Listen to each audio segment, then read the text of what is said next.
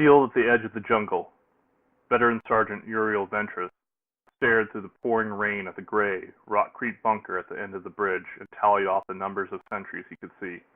There were 4 rebel troopers in the area, but they were sloppy, unconcerned, and that was going to kill them.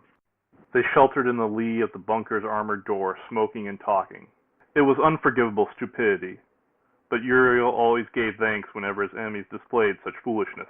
The hissing of the warm rain falling through the canopy of thick, drooping fronds and bouncing from rocks muffled all sounds. The roaring of the mighty river and the gorge below only added to the noise.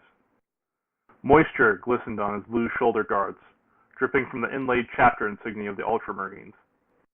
He slipped from his hidden position and ghosted through the drizzle, the actuators in his powered armor hissing as the fiber bundle muscles enhanced his every movement.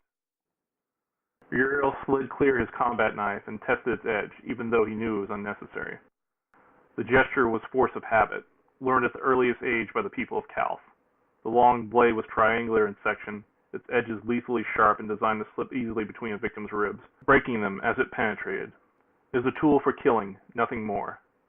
Thanks to the heavy rain, the visibility of the guards was cut to less than 30 meters. Uriel's eyesight was far superior to a normal human's. He could clearly see the outline of the men he was about to kill. He felt no remorse at the thought. The enemies of the Emperor deserved no mercy. These men had made their choice and would now pay the price for making the wrong one. Uriel slipped behind one of the bridge's adamantium stanchions, moving incredibly quietly for such a bulky figure. He was close enough to his victims for his enhanced hearing to pick out the individual sounds of their voices. As was typical with soldiers, they were bemoaning their current assignment and superior officers. Uriel knew they would not complain for much longer. He was close enough for his superior senses to pick out the smell of their unwashed bodies and the fetid dampness of the stale sweat ingrained in their flesh after weeks of fighting. His muscles tensed and relaxed, preparing for action. The rune on his visor display that represented Captain Adeus flashed twice and with a whispered acknowledgement. Uriel confirmed his readiness to strike. He waited until he heard the scraping footfall of his first target turning away and twisted around the stanchion, sprinting for the bunker. The first guard died without a sound, Uriel's knife hammering through the base of his skull. He dropped and Uriel wrenched the blade clear, spinning low and driving it into the second guard's groin. Blood sprayed, the man shrieked in horrified agony. A las gun was raised and Uriel lunged forward, smashing his fist into his foe's face, the augmented muscles of his power armor smashing the man's head to shards.